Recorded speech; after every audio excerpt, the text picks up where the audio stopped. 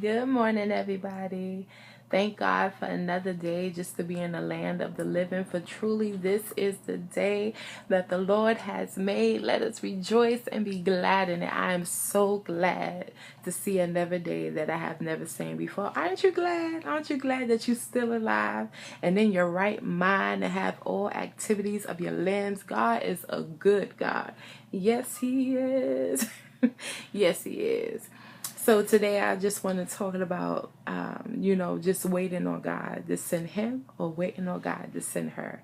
So let's begin. Imagine a man so focused on God that the only reason why he saw you was because God tapped him on the shoulder and said, "There she is, there's your wife," and vice versa. Imagine a woman so focused on God that the only reason why she saw you was because God tapped her on the shoulder and said, "There he is, that's your husband."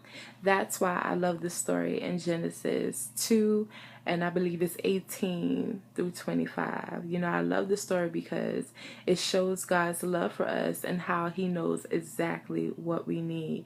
And before we even know it, he knows what we need. And the reason why I say that is because the Bible never said that Adam asked for a helpmate or asked for his boo thing or his sugar foot or his sweet tea. No, the Bible never said that. But the Bible says that God said to himself that it's not good that man should be alone. So that God said to himself, I am going to create a helpmate for Adam.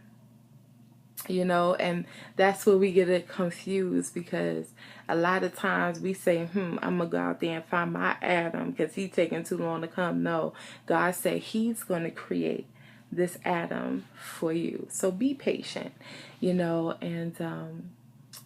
the Bible says that he caused a deep sleep to fall upon Adam. And while he was sleeping, he took a rib out and he created woman. The Bible never said that, the Bible says that a deep sleep fell upon him. Yes.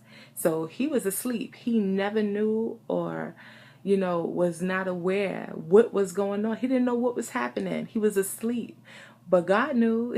God knew exactly what he was doing. So, he never had time to say, God, yeah, I want her body to look like this, or I want her to talk like this. I want the softness of her voice, the gentle touch of her hand. He never had,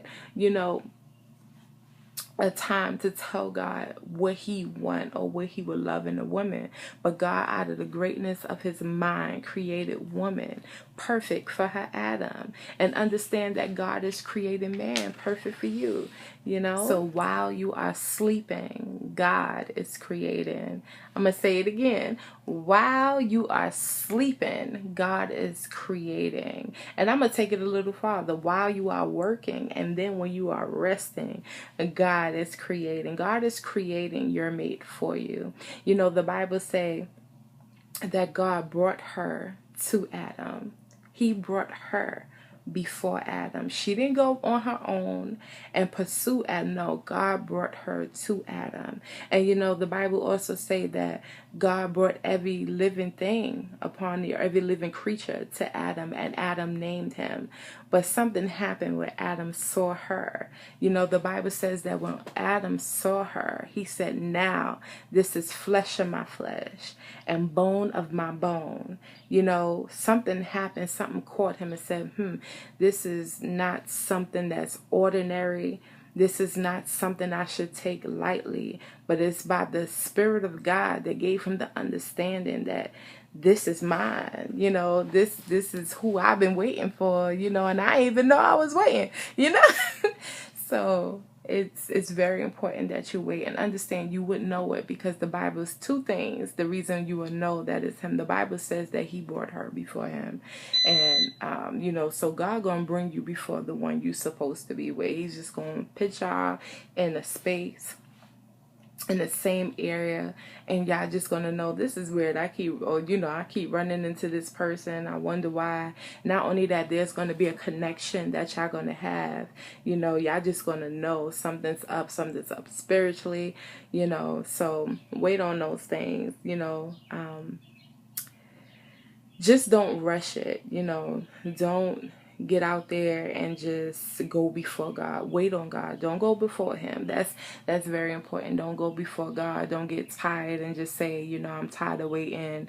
I'm tired of being alone. And trust me, we all get those feelings. We just get tired of being alone. We just want to be in the company of someone else from the opposite sex. And that's normal because it's not good for us to be alone. But at the same time, we still got to wait on God. And we still got to trust God that God knows exactly what we need, and he knows what's best for us. So let's not go ahead of him, because when we get into these ungodly relationships and they don't work out, it causes a lot of hurt, to our lives, and it causes us to change who we are a lot of times. And then we will have to turn around and allow God to mend those broken pieces before we could even find our Adam. So just to avoid all of that, let's just stay pure, and let's just ready our hearts for the man that God chooses for us. Not the one we want, but the one God wants for us. Because a lot of times we want things that's not good for us, but if we wait on God, God will send exactly what we need, because he knows. So let's trust him.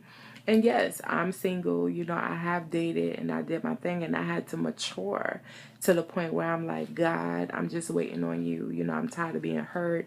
I'm tired of going through, all this unnecessary junk. And at the end of the day, I'm going to go through with the one God had for me, because he's ordained, set aside, and he's just for me, and everything that I need spiritually and everything I desire and want, he's going to be, because God knows me better than I know myself. So the man he give me is going to fit me perfectly. So same vice versa for whoever my future is. It's the same thing. So I'm just ready in my heart, and I'm preparing myself for my husband. And that means spiritually, natural, and everything, mentally, everything. You can't come to the table with nothing. So spiritually and naturally, so just work on yourself and understand it's a big responsibility. You cannot take, marriage or just being in a serious relationship with a real man of God lightly.